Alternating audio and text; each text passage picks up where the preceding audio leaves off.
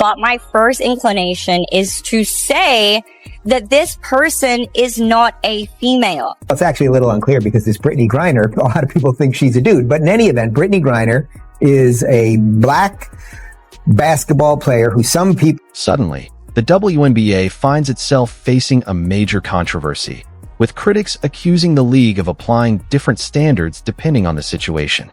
Now, one outspoken sports voice is taking that criticism straight to the national stage. Doing where he's pretending that he's a woman is very smart. It really don't make a difference if you say he or she to me. Some psychopath can just pretend that they're a woman and knock women over on the court. I gotta take this out. Norman's a fucking woman, dude. I bet. It's a giant dude. A giant dude who's just dominating these chicks. So the more controversy there is, the more people do come to see them. The crazy thing about the WNBA, imagine if the NBA had the same sexual dynamic. Imagine if most of the team was a bunch of gay dudes. The media push has now turned into a major backlash, sparking a heated debate that has moved from huge podcasts to mainstream TV coverage. Adding her voice to the debate over transgender athletes, she's a WNBA star, slamming the push to ban biological men from competing against biological women. So when someone like Brittney Griner says, actually, I'm going to fight for men to play in women's sports, it's just another blow against lots of young female athletes. But they've painted themselves in a corner, because if they don't let the guy in, it looks bad. Right. But if they do, he's going to dunk. Well, the thing is, can you define what a woman is? And until you can't, if you can't define what a woman is, then you're an idiot. On the Joe Rogan Experience, Joe Rogan took aim at the sports world, arguing that officials have created a situation where the basic definition of a woman has become a major debate. He then laid out the points he called undeniable. Prominent podcast, one of the things that made him wake up to this issue is he's an MMA fighter. Correct. And when Joe Rogan saw biological males who are transitioning to female beating the hell out of biological females in the ring, he started to think, What are we doing? What are we doing here? Like, why are we cheering this on? If you say anything like, look, trans women aren't women. They're men who identify as women, which is fine. But there's a biological distinction that protects women in sports, and that's chromosomes. We know XX chromosome, you're a woman, XY, you're a dude. Do it that way. Call yourself whatever the fuck you want. But if you want to play in the WNBA... He argued that biological sex is tied to genetics, pointing to XX and XY chromosomes, and claimed that allowing biological males into women's sports could weaken the protections Title IX was created to ensure. WNBA have an onus of responsibility to be able to ensure that it's fair playership, though. I don't know if playership's a word. For college sports and for the WNBA, too, 100%. I mean, I don't think it's ever okay for guys to be playing girl sports, but if this is true, then she was like the origin of this epidemic. Mostly big black gay ladies and a few scared-looking Sophie Cunninghams that have to point fingers at people. I mean, you're surrounded. Black people think you're perhaps sexually attractive. They've made it into a reality show. It's become like Real Housewives. They're all just fight now. Right. That's the only reason you watch. But it is an interesting... Suddenly, the debate around the WNBA took a much more explosive turn, moving far beyond basketball and into one of the most heated cultural arguments in sports. What started as a discussion about fairness and inclusion quickly became a battle over biology, women's sports, and who gets to speak openly without facing backlash. And once Joe Rogan entered the conversation, the issue became impossible to ignore.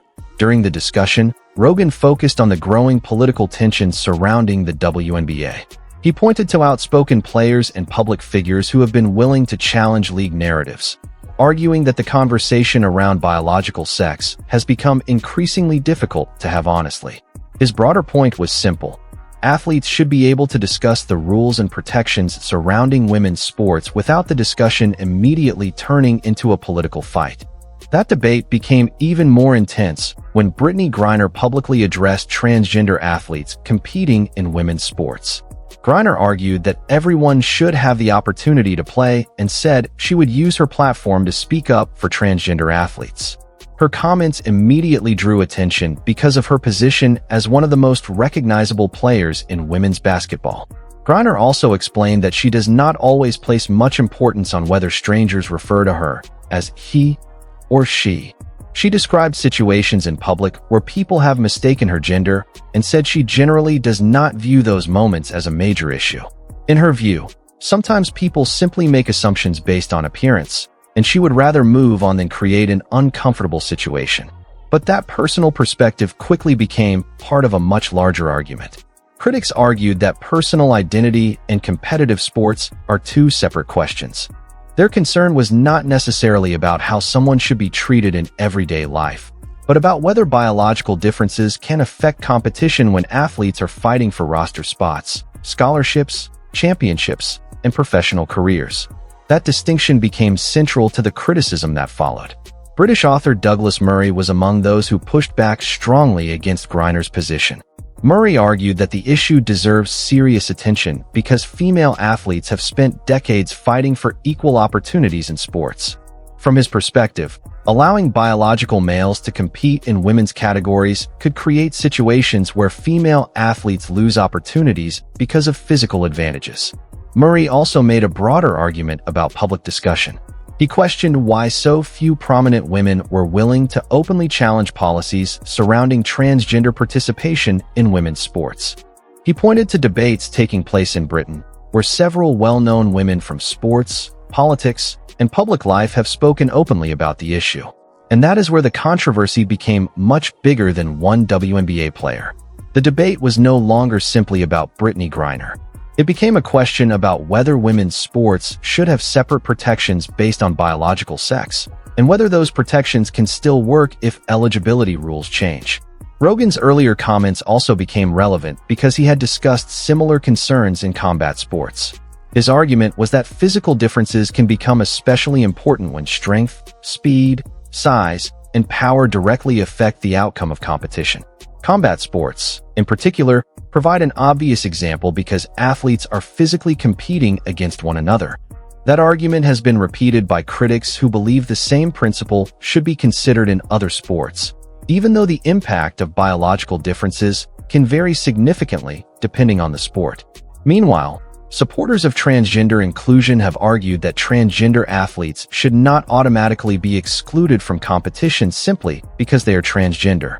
They point to inclusion, equal treatment, and the right of athletes to participate as important principles that sports organizations should protect. So now the WNBA finds itself caught between two powerful arguments. One side says sports must protect female competition and preserve meaningful opportunities for biological women. The other says transgender athletes deserve a fair chance to participate and should not be pushed out simply because of their identity. And with millions of fans watching, every statement now carries much more weight. The controversy also brought other famous female athletes into the discussion. Former Olympian Sharon Davies and tennis legend Martina Navratilova have both been outspoken critics of allowing transgender women to compete in women's categories under certain circumstances. Their argument has consistently centered on competitive fairness and the protection of women's sporting opportunities. They have warned that biological differences can matter at elite levels, where even small physical advantages can determine who wins, who makes a team, or who earns a place on the podium. That is why this debate continues to attract so much attention. For supporters of stricter rules, the issue is about protecting the meaning of women's competition. For supporters of inclusion, it is about making sure transgender athletes are not excluded from opportunities simply because of who they are. And the WNBA is now sitting directly in the middle of that collision. What makes this situation especially important is that the league is not just dealing with a sports policy debate anymore. It is dealing with a public conversation involving athletes, commentators, activists, and millions of fans who all have strong opinions. The bigger question is what happens next. Will the WNBA find a way to balance inclusion with competitive fairness? Will more players speak publicly about the issue? Or will athletes continue to stay quiet because they fear the backlash that can come from taking a position? One thing is clear, this conversation is not disappearing. What began with comments from one of the league's biggest stars has now opened a much larger debate about biology, identity, fairness, and the future of women's sports. And as more athletes decide to speak up, the pressure on the WNBA to clearly explain where it stands is only going to grow. Meanwhile, the controversy reached another level when Martina Navratilova pushed back against activists who, in her view, were trying to change the traditional meaning of feminism. Her argument was that women's spaces and sports categories exist for a reason, and that biological differences cannot simply be ignored when fairness and competition are involved. That message immediately added more fuel to an already heated debate. Critics of the current direction argued that women's sports are supposed to provide female athletes with their own protected competitive space. They believe changing those boundaries could create consequences far beyond one game or one league. It could affect young athletes growing up hoping to make teams, earn scholarships, reach college programs, or compete professionally. But the argument did not stop there. As more athletes and sports personalities continued speaking publicly, pressure began building around the WNBA. Fans were becoming increasingly divided, with some demanding stronger protections for women's competition, while others supported broader inclusion for transgender athletes. And right in the middle of that growing fight was Indiana Fever guard Sophie Cunningham. Cunningham became one of the more outspoken WNBA players after an ESPN feature highlighted her opposition to biological males competing in women's sports. Instead of backing away from her position, Cunningham explained that she believed the issue was about protecting young girls. Her concern extended beyond what happens on the court. She also talked about the importance of keeping female athletes comfortable and protected in spaces such as locker rooms. To Cunningham, the argument was not complicated. She viewed it as a basic question of reality and fairness. That position quickly made her a target for criticism, but it also earned support from fans who felt that someone inside the WNBA was finally willing to say what they believed many people were afraid to say publicly. And that is what made Cunningham's role in the controversy so interesting. She was not speaking as an outside commentator looking in. She was an active WNBA player sharing her own perspective about the environment in which she and her teammates compete. Her comments also created a sharp contrast with the positions taken by other major figures in the league. On one side, there were voices demanding greater inclusion and arguing that transgender athletes should have the right to participate. On the other, there were players, former athletes, and fans who believed women's sports must maintain clear biological boundaries. The result was a growing divide that the WNBA could no longer easily ignore. What started as a debate over eligibility rules had now become a much larger battle over the future identity of women's sports. And the timing could not have been worse for the league. The WNBA has spent years trying to expand its audience, attract new fans, and build stronger relationships with younger viewers. But when controversial cultural issues become closely connected to the league, every statement from a player can quickly spread across social media and reach millions of people. That is exactly what happened here. Clips of previous comments began circulating again. Old interviews were being reposted. Statements that had once received limited attention suddenly became part of a national argument. And Brittney Griner found herself at the center of much of that attention. Her position on transgender participation had already generated criticism, but the renewed discussion brought even more scrutiny. Supporters defended her right to speak openly, while critics argued that her comments ignored the competitive concerns raised by female athletes. Suddenly, the debate was no longer happening only inside basketball circles. It was spreading across sports media, podcasts, social platforms, and mainstream broadcasts. Every new comment seemed to create another argument. Every old clip became another piece of evidence for one side or the other. And every time another athlete spoke up, the pressure on league officials increased. The WNBA now faced a difficult public relations problem. If executives strongly supported one side, they risked frustrating the other. If they stayed quiet, critics could accuse them of avoiding the issue. And if they tried to carefully balance both positions, neither side might be satisfied. That is the trap the league now finds itself in. Sophie Cunningham's comments also showed why this debate is so difficult to contain. She represents the type of player who believes the issue is straightforward: protect female athletes and preserve the spaces created for them. Her critics see the situation differently and argue that exclusion based on transgender identity can create another form of unfairness. Both sides believe they are defending fairness. And that is exactly why the argument has become so intense.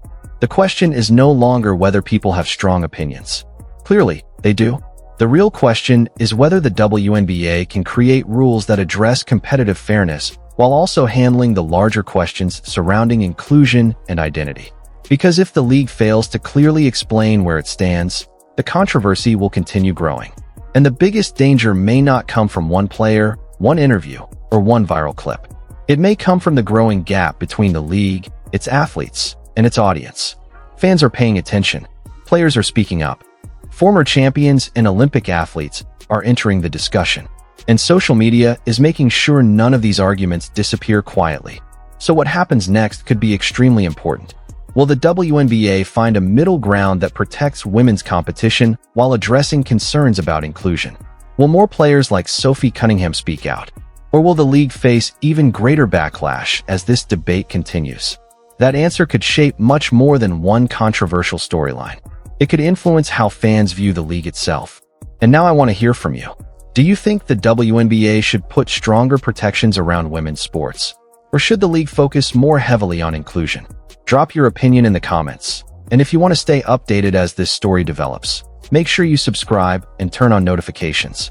Because this debate is far from over, and the next player to speak out could change the entire conversation.